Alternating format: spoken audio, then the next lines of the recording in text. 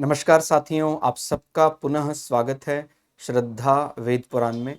तो आज हम लोग डिस्कस करेंगे श्रीमद् भगवद गीता अध्याय 8 श्लोक अर्थ 27। तो ये 8वें अध्याय का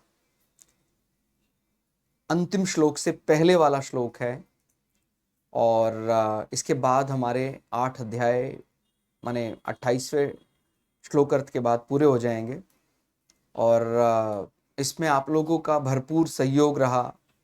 लगभग ये 3 वर्ष हमें लगे और इसी प्रकार से हम लोग आगे भी निरंतर अपना प्रयास जारी रखेंगे। और ये मैं पहले ही बता देना चाहूँगा, एक एक श्लोक का अर्थ वाकई बहुत कठिन कार्य भी है और इस प्रयास से हमें मिल भी बहुत सकता है।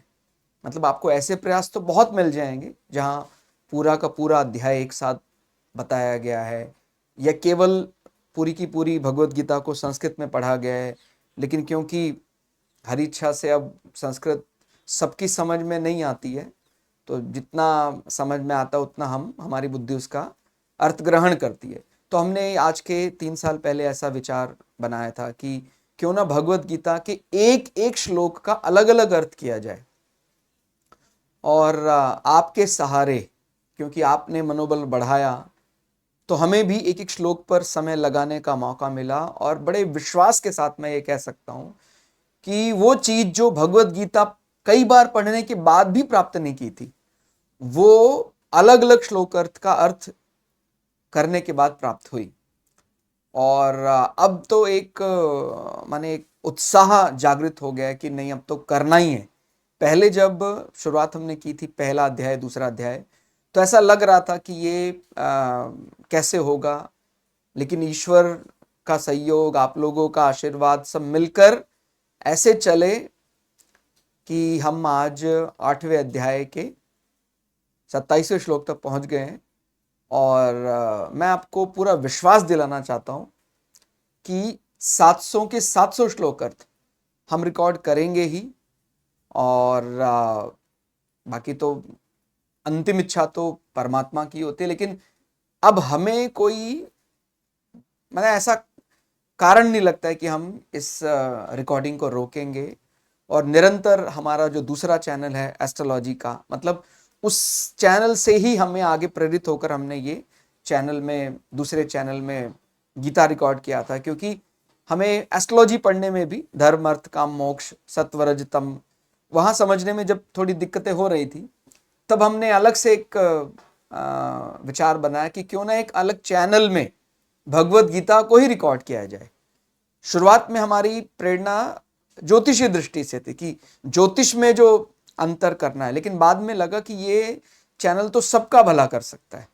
जो ज्योतिष के जानकार है उनका तो भला होगा ही, साथ साथ कोई विद्यार्थी है, कोई हाउसवाइफ, कोई घर का काम करने वाली महिला है, कोई प्रोफेशनल लेडी है, कोई हमारे दादाजी की उम्र के हैं, कोई माने धर्म का दोराहा किसी को भी फेस करना पड़ सकता है, ये करें ये ना करें। और ये हमने अपने अनुभव से जाना है कि भाई इंजीनियरिंग की नॉलेज या मेडिकल की नॉलेज तो फिर भी एक लिमिटेड जगह ही काम आती है, लेकिन ये जो लाइफ साइंस है, जीवन का विज्ञान है, वो पग पग पर काम आता है। अभी मेरा मन उदास हो गया तो क्या करे, मेरे पिताजी के साथ मेरा कैसा बर्ताव होना चाहिए, क्यों होना चाहिए, मेरी संतानों के प्रति मेरा कर्तव्य है, उसका वहन किस सीमा तक करें।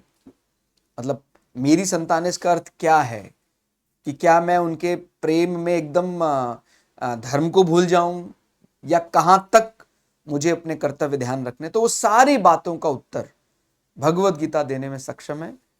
तो आप जुड़े रहिए हमारे चैनल के साथ। शुरुआत करते हैं आज का श्लोक अर्थ।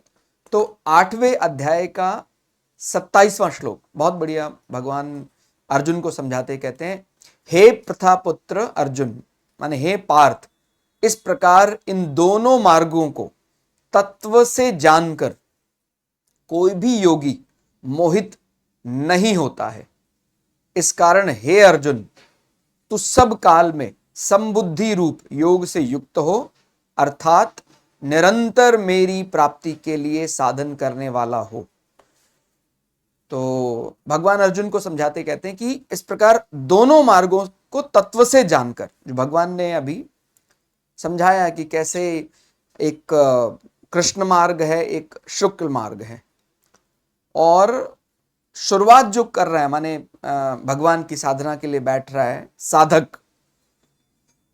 उसको ये धीरे धीरे समझ में आने लग जाता है कि भाई ये मैं यज्ञ कर रहा हूं, तप कर रहा हूं, लेकिन उसमें अगर कहीं थोड़ा अपना शरीर मैं मेरापन रहेगा तो फिर वो कृष्ण मार्ग की ओर लेकर जाएगा। मतलब वो स्वर्ग तो देगा आपको, लेकिन स्वर्ग के बाद फिर वापस आना पड़ेगा। लेकिन अगर मैं कोई तप कर रहा हूं, यज्ञ कर रहा हूं, और उसका फल मुझे कोई अपने शरीर मैं मेरापन के लिए नहीं चाहिए, तो वो शुक्ल मार्ग दे सकता है। तो कहता है ये दोनों ही मार्ग, समझ दोनों ही मार्गों की होनी चाहिए। या ये कह सकते हैं भाई जब आपने शुरुआत की, जैसे मैंने पुराने कक्षा में भी हमने बताया था कि जब हमने शुरुआत की तब तो हम एक सामान्य जीव की तरह थे, जिसको बोलते हैं ना मृत्यु का ग्रास। उसको तो पता ही नहीं है, अभी तो उसके लिए स्वर्ग बहुत दूर की बात है, अभी तो वो केवल पीड़ा लेने के लिए ही आया बस। वो हर चीज को जब तक वो शरीर के सुख को चरम सुख माने बैठा रहेगा तब तक वो एग्जामिनेशन पास नहीं कर सकता है। और जब वो योग की साधना में भी लगता है तो भी ये बात ध्यान रखनी है, साधक शुरुआत में ही शुक्ल मार्ग का अधिकारी हो जाएगा ऐसा नहीं है। यानी इससे जब ऊपर उठेगा तो फिर वो आगे उसको समझ में आएगा कि ये आगे दो मार्गों में बढ़ जाएगा। भाई वो हमने, आप छठा अध्याय भी पढ़ेंगे तो आपको समझ में आएगा कि जब हम ध्यान भी करते हैं तो भाई उसकी अलग अलग अवस्थाएं हैं। कोई बीच अवस्थाओं में ही रुक जाता है, वो सिद्धियों से ही मोहित हो जाता है। तो जो सिद्धियों की ओर आकर्षित हो रहा है, उसका सिद्धियों पर मन चला गया, हो सकता है वो फिर, सिद्धियों का सीधा अर्थ है कि भाई वो संसार के लिए प्रयोग करेगा उसका, तो फिर वो कृष्ण मार्ग की ओर चला गया। उठ तो गया था वो, सामान्य से उसको उठा ही माना जाएगा, लेकिन वो चला गया बाईं तरफ। और दाईं तरफ जो है वो है शुक्ल मार्ग, पूर्ण प्रकाश मार्ग है। लेकिन वहां पर हमें मैं मेरापन वो त्यागना पड़ता है। माने पूरी तरह वो मार्ग जो है वो निष्काम है, वह कामना नहीं होनी चाहिए। तो हमें ये समझना है कि हमारी एक, इसको बोलते हैं ना, एक बेसिक हमारा रिक्वायरमेंट है, यहां तो पहुंचना ही पड़ेगा। इसलिए वो ये समझा रहे कि दोनों मार्ग तत्व से जानना पड़ेगा उसको। नहीं, ये यज्ञ करता है उसका अर्थ क्या है, यज्ञ से क्या प्राप्त होता है, उससे हमारी कामनाएं पूर्ति हो सकती, तो उसको कृष्ण मार्ग का भी ज्ञान है और उसको शुक्ल मार्ग का भी ज्ञान है, फिर वो आगे बढ़ सकता है। ठीक है, तो ये माने कोई शुक्ल मार्ग भी या कृष्ण मार्ग भी ऐसे ही सबको नहीं मिल जाता। माने इसमें एक बात ये समझने वाली है कि जो कृष्ण मार्ग के लिए रिक्वायरमेंट्स हैं वो भी पूरा करना कोई आसान काम नहीं है। ठीक है, उसने अपने आप को यज्ञ के काबिल बनाया है, यज्ञ किया है। और एक व्यक्ति जो कुछ समझता ही नहीं, जानता नहीं, वो केवल अपना शरीर का भोग में लगा है, उसको प्रकृति की सेवा, यज्ञ कार्य, साधना, वो तो उसकी तरफ नहीं जा रहे। लेकिन भगवान बार बार ये क्यों याद दिला रहे हैं? ताकि जब हमने अपने आप को अपग्रेड कर ही लिया है, अपने आप को ऊंचा उठा ही लिया है, तो ऊंचा उठाने का मतलब है ये भी आपको शुक्ल मार्ग से ब्रह्म की ओर लेकर चला जाए। लेकिन अगर आप ऊपर उठने के बाद कहीं कृष्ण मार्ग में फंस गए तो स्वर्ग या पुण्यलोक में तो चले जाएंगे, लेकिन ये जो रास्ता है ये फिर रिवर्सेबल, मतलब जाना है फिर वापस आना पड़ेगा। लेकिन जो ये शुक्ल मार्ग वाला रास्ता है ये वन साइड है, गए अब वापस आना नहीं है। तो ये समझना पड़ेगा, तभी आप आगे बढ़ सकते हैं। मतलब चाहे आप कृष्ण मार्ग में जाए ना, समझ होनी चाहिए। भाई जो कृष्ण मार्ग में चला ही गया है वो शुक्ल मार्ग को क्यों समझना चाहेगा, या उसके प्रति उसका आकर्षण इतनी आसानी से, माने निस्वार्थ भाव से ईश्वर को चाहना ये बहुत बड़ा बल है। ऐसे ही वो जागृत नहीं होता है, कहीं ना कहीं व्यक्ति उलझ ही जाता है। कहीं कोई ये सिद्धि में, दिखावे में, शरीर के सुख में, चरम सुख में, कहीं ना कहीं वो उलझ जाता है। तो ईश्वर से अनकंडीशनल जो प्रेम है, लव है, उसके लिए बहुत बहुत साधना है, बहुत बड़ा साधक हो तो ही वो कर सकता है। ठीक है, तो ये भगवान ने स्पष्ट किया, हे पार्थ, इस प्रकार इन दोनों मार्गों को तत्व से जानकर कोई भी योगी मोहित नहीं होता। मतलब जो कृष्ण मार्ग है वो ठीक बात है, शुक्ल मार्ग की तुलना में थोड़ा कम जरूर बताया गया है, सकाम साधना की तरह देख रहे हैं, लेकिन साधना तो उसमें भी है। स्वर्ग भी ऐसे ही किसी व्यक्ति को राह चलते को नहीं मिल जाएगा। ठीक है, तो ये बात हमें समझनी है। तो वहां पर भी वो निरंतर उसका भी कृष्ण मार्ग का भी अभ्यास करेगा, आगे चलकर वो समझ जाएगा कि स्वर्ग में भी कुछ अंतिम सुख नहीं है, फिर वो कृष्ण मार्ग से शुक्ल मार्ग की तरफ जाएगा ही। ठीक हो गया, वो मतलब उसका स्वर्ग में पुण्य क्षीण हुआ, वापस मृत्यु लोक में आया, फिर वो समझ गया अब मैं जो साधना करूंगा मैं कृष्ण मार्ग के लिए नहीं करूंगा, मैं शुक्ल मार्ग के लिए करूंगा।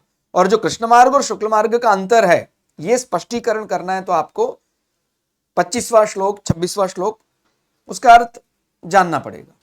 ठीक हो गया। इस कारण हे अर्जुन, तू सब काल में समबुद्धि रूप योग से युक्त हो, अर्थात निरंतर मेरी प्राप्ति के लिए साधना करने वाला हो। इसको थोड़ा सरल करके यदि समझें, कोई भी साधक ईश्वर की प्राप्ति के लिए जब वो शुरुआत तो ईश्वर से ही करता है, मैं कोई सामान्य साधना में शुरू करता है उसके मन में रहता है हाँ ईश्वर, लेकिन वो पराकाष्ठा जो है प्रेम की, वहां पहुंचने के बाद ही शुक्ल मार्ग के जरिए ईश्वर को प्राप्त किया जा सकता है। लेकिन बीच में जब साधनाएं पूरी होने लग जाती हैं और हमें कोई सिद्धि मिलने लग जाती है तो फिर उसका जो ईश्वरीय प्रेम है वो कम होकर वो प्रेम अपने लिए कहें या अपने सुख के लिए ज्यादा दिखाई देने लग जाता है। तो यह ध्यान रखना है कि कोई भी साधक ईश्वर की प्राप्ति के लिए जब यज्ञ तप दान नाम जप आदि करता है तो उसे कृष्ण मार्ग या शुक्ल मार्ग दोनों में से कोई भी मार्ग प्राप्त होने की संभावना बढ़ जाती है। ठीक हो गया, तो अब अपग्रेड तो हो ही गया, वो पास तो उसने किया है, अभी कृष्ण मार्ग में उसे स्वर्ग आदि पुण्यलोक तक ले जाया जा सकता है, परंतु शुक्ल मार्ग में वह मुक्ति को प्राप्त हो सकता है। इसलिए उसे इन दोनों मार्गों को अच्छी तरह जानकारी में लेना चाहिए। ठीक है, तो माने बिना जानकारी के वो शुक्ल मार्ग के जरिए मुक्त नहीं हो सकता, जानना उसको पूरा पड़ेगा। या ये भी कह सकते हैं जब हमारा ईश्वर के प्रति अधिक प्रेम जागता है तो इस प्रकार का जो संसार के इस प्रकार के ज्ञान अपनी बुद्धि में स्वतः ही स्फुरित हो जाते हैं, उत्पन्न हो जाते हैं, पैदा हो जाते हैं। ठीक हो गया, तो शुरुआती परिणाम उसे कृष्ण मार्ग तक ले जा सकते हैं। माने जब उसने अपने आप को अपग्रेड किया तो शुरुआती जो अरिहताएं यानी रिक्वायरमेंट जो उसकी है वो बेसिक, वो कृष्ण मार्ग तक के लिए तो उपयुक्त है, परंतु साधक की जब एक निष्ठ साधना होगी, ईश्वरमय साधना होगी, जितनी ईश्वरमय होती जाएगी उतना ही साधक आगे बढ़ता जाएगा और शुक्ल मार्ग की ओर जाता जाएगा। तो जानना उसको दोनों ही पड़ेगा। तो ये 27वें श्लोक अर्थ में मुख्य रूप से ये समझाया गया कि दोनों ही मार्ग मुख्य जो माने हमारे जिसको बोलते हैं सिंपल जो एक सामान्य जीवन है उससे तो अपग्रेड है ही, चाहे कृष्ण मार्ग की बात करें चाहे शुक्ल मार्ग की बात करें। अभी दोनों मार्गों को जानने के बाद जब हमारा ईश्वरीय प्रेम बहुत बढ़ जाता है तो फिर वे तय कर लेते कि नहीं मुझे शुक्ल मार्ग की तरफ ही जाना है, मुझे दाहिनी तरफ ही जाना है, मुझे बाईं तरफ नहीं जाना है।